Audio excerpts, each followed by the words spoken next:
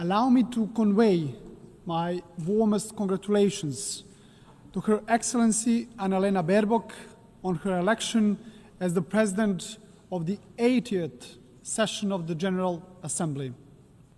This election is both historic and inspiring, as she is only the 5th woman entrusted with this very high responsibility. We recall Vijaya Lakshmi Pandit from India, who spoke with the voice of a liberated Asia. Angie Brooks, a Liberian diplomat and the judge who championed the rights of small states and women in Africa. Haya Rashid Al Khalifa from Bahrain, who brought a message of dialogue and international law from the heart of the Middle East. And Maria Fernanda Espinosa from Ecuador, who raised her voice for climate action and indigenous people of Latin America. And each of them left a mark of their time. So this election gives Europe the opportunity to embody the principles of the unwavering defense of human rights and multilateralism. Dear colleagues, this year, as we commemorate 80 years since the founding of the United Nations, we reflect on the remarkable journey of this great organization that was created as a mission of global peace. Born from the ashes of the Second World War, the United Nations emerged as a beacon of hope for humanity. Dear colleagues, imagine the devastated cities throughout the world back in 1945. Warsaw, reduced to ashes. St. Petersburg, shattered after the years of the siege. Berlin, in ruins. Hiroshima and Nagasaki struck by the unimaginable horror. And my hometown and the current capital of Montenegro, Podgorica, was also in the bombings virtually razed to the ground. And imagine at the same time the world leaders gathered, who despite their wounds looked to the future. And at that very moment, when the trenches between nations still existed and the graves of the loved ones were still fresh, the Organization of the United Nations was born. The idea that light could emerge from darkness and that solidarity could triumph over despair. Despite the unprecedented destruction, the idea of peace and unity triumphed over division and hostility. The leaders of that time understood the urgent need for a strong global organization capable of preventing all future wars and fostering cooperation among nations.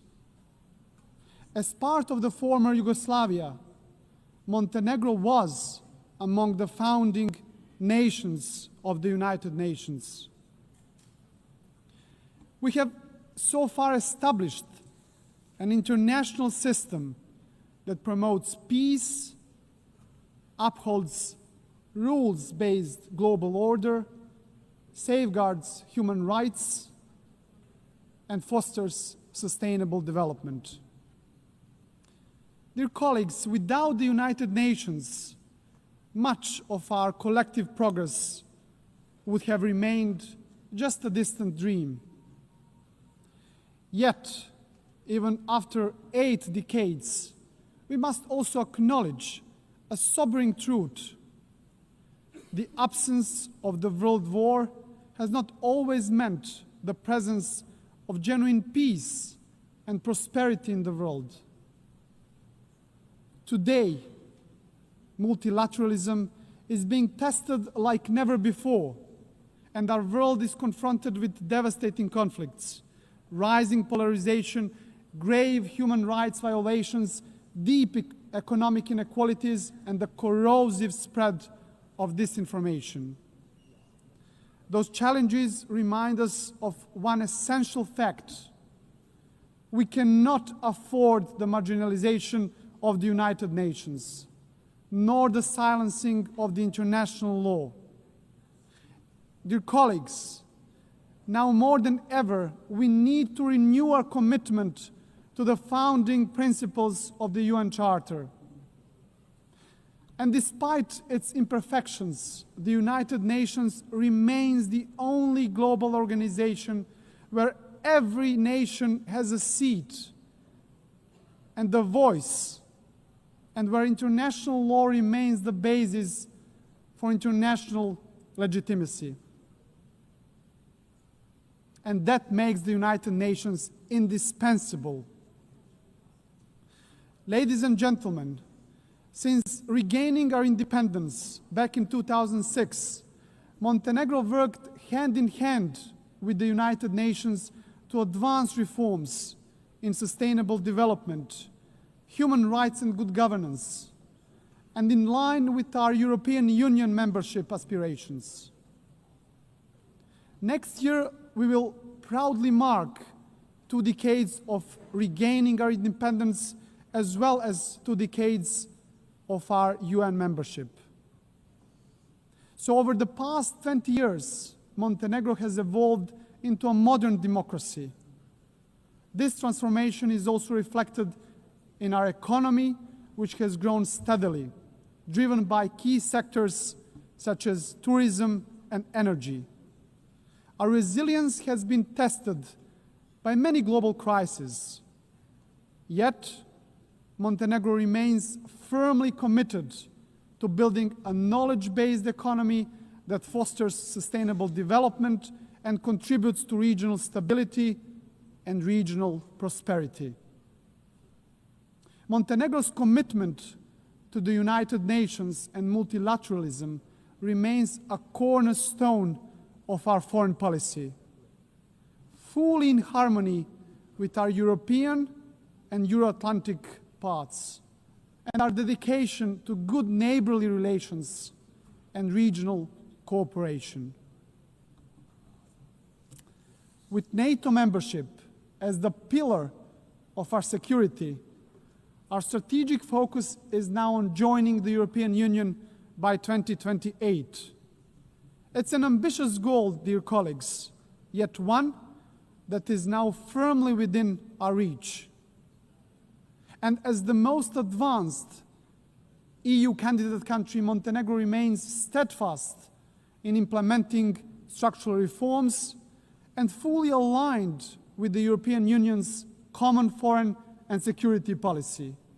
We are convinced that the EU integration is a catalyst for lasting progress, stability, and ultimately security of the European continent. And in this process, Montenegro is not only a beneficiary, but also a contributor, demonstrating that enlargement strengthens the European Union as much as it strengthens the candidate countries. Your Excellencies, to strengthen multilateralism, we also must confront its weaknesses. The Security Council is increasingly paralyzed and unable to fulfill its mandate as the primary guardian of peace and security. The latest example is the war in Ukraine, which has brought unimaginable suffering to the people of Ukraine. And Montenegro welcomes recent diplomatic efforts of the international community led by the United States, aimed at achieving a just and lasting peace. And we sincerely hope that these efforts will succeed. At the same time, Montenegro is deeply concerned about the unfolding humanitarian suffering of the Palestinian people in Gaza. And we call for an immediate ceasefire. Montenegro also strongly condemned the horrific terrorist attack by Hamas on October the 7th, 2023, and calls for unconditional release of all hostages. Montenegro has consistently supported a peaceful resolution of the Israeli-Palestinian conflict based on the two-state solution in full accordance with international law and relevant United Nations resolutions. And this is why we also endorsed the New York Declaration on the peaceful settlement of the question of Palestine and the implementation of the two-state solution. Dear colleagues, dear delegates, Montenegro fully supports the implementation of the UN Pact for the Future as well as the Seville Compromise, a renewed global commitment for financing sustainable development as important steps in strengthening our collective capacity to respond to global challenges. And we also believe that the upcoming second World Summit for Social Development must move decisively beyond reflection and analysis and deliver concrete, tangible solutions that will improve lives of people across the globe. Ladies and gentlemen, back in 1991, Montenegro proudly became the world's first ecological state, a milestone that proclaimed our commitment to the highest principles of environmental protection, the preservation of nature, and the pursuit of sustainable development. UN Agenda 2030 remains our guiding light for sustainable development. And Montenegro takes pride in being among the first countries in the world to integrate all the SDGs into its national framework almost a decade ago. A further important step in advancing the implementation of the 2030 Agenda was the creation of the SDG Acceleration Fund, a powerful mechanism for financing SDG goals. Ladies and gentlemen, for Montenegro, the priority is clear, which is to create conditions that will enable our young people to build their future at home, offering them equal opportunities to thrive. And by insisting on the value of knowledge and ensuring equal access to education, we strive to reduce inequalities and empower our citizens to reach their full potential. Ladies and gentlemen, climate change must be tackled globally and urgently. And it is no longer just warnings from the scientists. It is floods that swallow villages and cities, fires that destroy forests, fields, and homes, and delaying a more decisive action on the international scale means gambling with the lives of those who live today, but also of the future generations. Dear colleagues, rapid technological change, and particularly the rise of the artificial intelligence, must be harnessed in a safe, responsible, and inclusive manner. Technology should be an evolutionary gift to humanity, developed, founded, and guided with social responsibility, serving the greater good. Ladies and gentlemen, globally, human rights and fundamental freedoms continue to face serious challenges.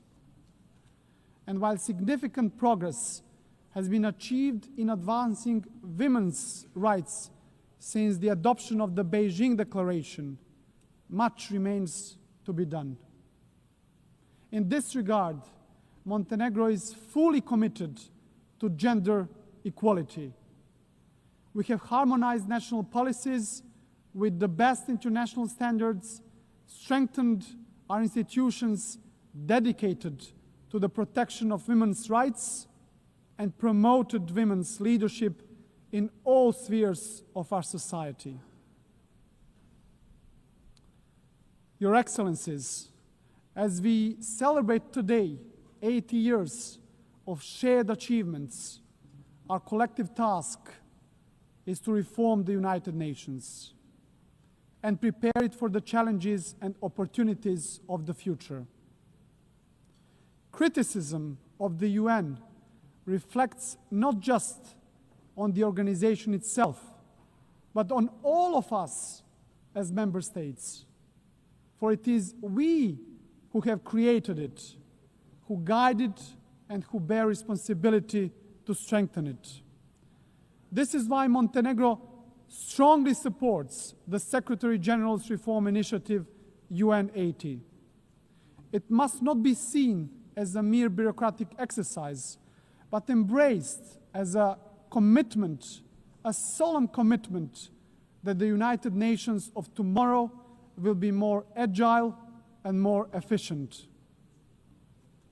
And at the heart of these efforts must remain the UN's three key pillars: peace and security, sustainable development, and human rights, as the bedrock of all United Nations action.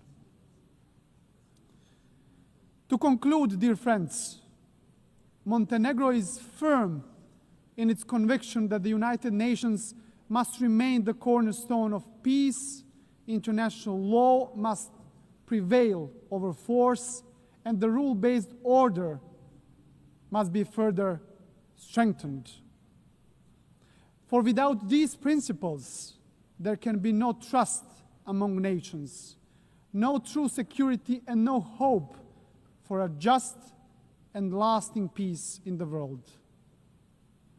And let me, at the end, quote the most famous writer from our part of the world and the Nobel Prize laureate, Ivo Andrić, who wrote in his masterpiece, The Bridge on the River Drina, "Of everything that man erects and builds in his urge for living, nothing is, in my eyes, better and more valuable than bridges. They are more important than houses, more sacred than temples, for they belong to all and are equal for everyone." Dear colleagues, this timeless truth reminds us that bridges are not only structures of stone, but structures of peace. It is a dialogue that builds bridges, and it is only through bridges that nations can walk towards peace. So our task is not to be passive heirs of history, but active builders of a better legacy.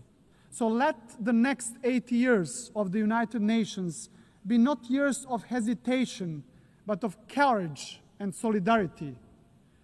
So guided by these values, Montenegro will continue to build bridges, strengthen dialogue, and work tirelessly towards a future of stability, future of progress, and future of common success, fully aligned with the very spirit and mission of the United Nations. Thank you very much for your attention.